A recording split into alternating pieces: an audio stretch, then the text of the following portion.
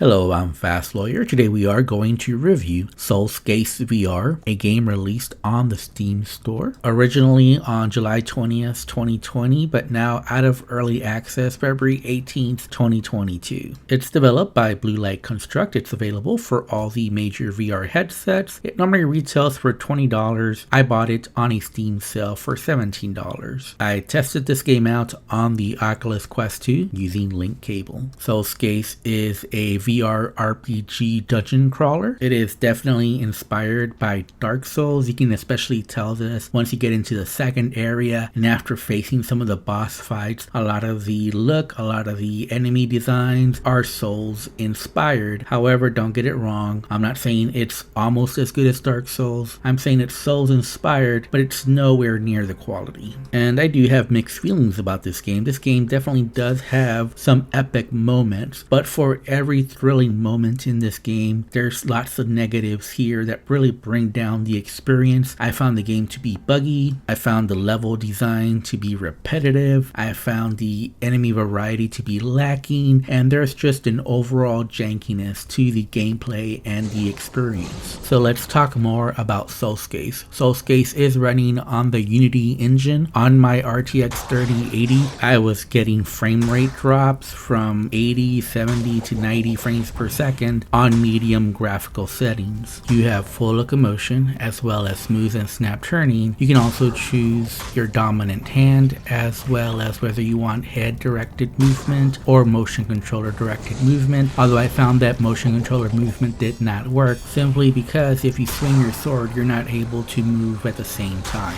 I did experience several bugs during my almost 6 hours of playtime. I'm not sure I can remember them all, but here's a list of a few of them. I did fall through the game world. I did have trouble when climbing. You see that early in the video when I try to climb up a ledge, instead I get teleported back down. That happened a few times. My weapon would either disappear completely at times or sometimes reappear as a copy of itself in my holster. I did see various graphical issues in this game, for example seeing through a wall, and finally I did experience times where the dungeon path led to a complete dead end. That is something that I do want to get more into because this is a procedurally generated game. So basically there's 3 different boss fights as well as 3 different level areas. Each level area has various rooms you can go through. If you get to the end of the rooms, you have a successful run and you end up with gold and with experience points and with dragon souls, and you use them to upgrade your attributes, your strengths, your intelligence, to buy new weapons or new spells. Now you are able to go directly to the boss fights if you wish to do so. However, it is wise to do some runs to upgrade yourself to make those fights a lot easier.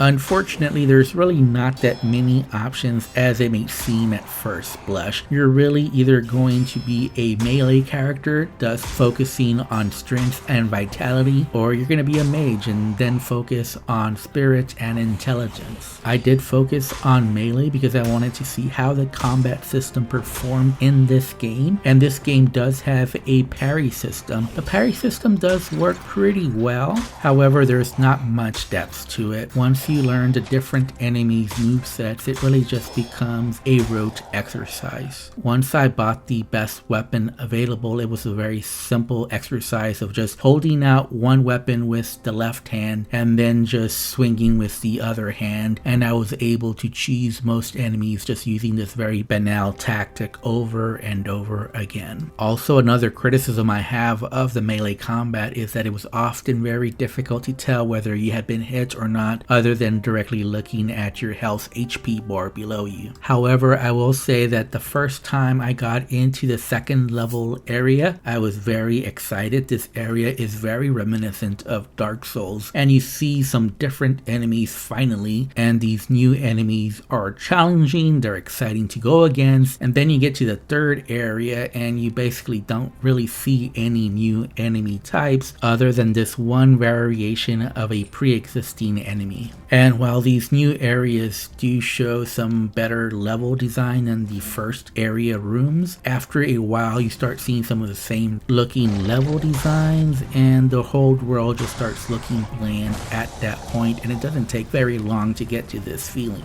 And while the new enemies are a welcome sight in the second area, there's just really not enough enemy variety overall. And while the weapon stats do make certain weapons better, none of the weapons feel different enough. An axe will not feel much different than a sword you're wielding. It is the stats that differentiate the different weapons. Now, I did not spend too much time with the different magic spells in this game, but that's probably one of the strengths of this game. It's just all the different magic spells available and how you can change up the gameplay with the different effects the different spells have. And there's some very limited use spells that are very strong that will use up the dragon souls, but it will take quite a while to buy all the different spells, and some of these spells are gesture based. As I said earlier, there are 3 boss fights in this game. I did beat the first 2 bosses, however I've not been able to beat the last boss. The last boss is quite different than the previous 2 boss fights. The first 2 boss fights are pretty mechanical, and as long as you know the basic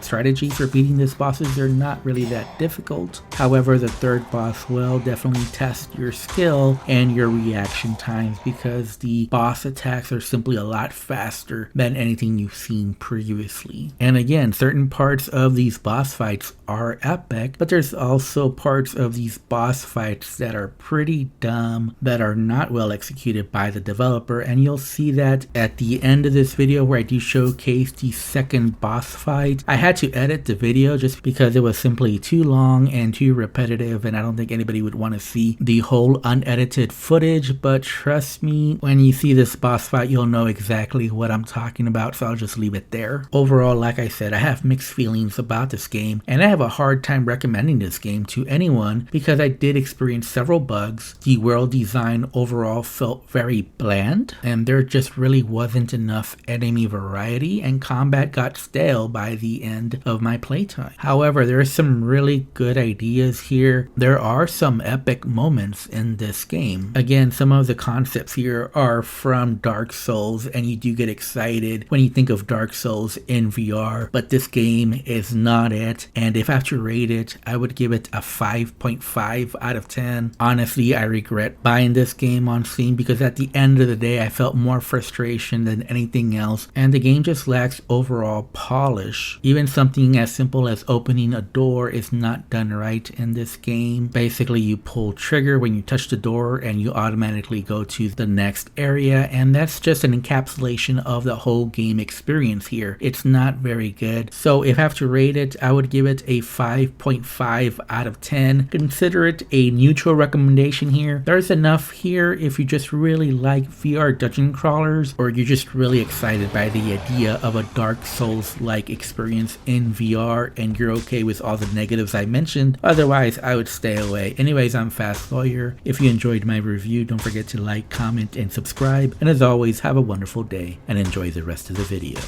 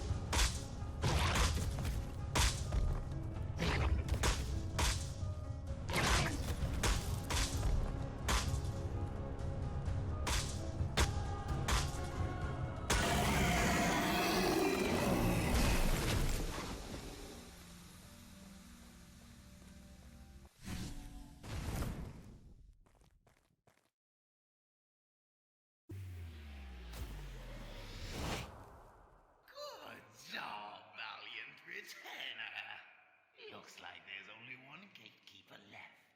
You're quite something, you know. I better go search for that last gatekeeper then.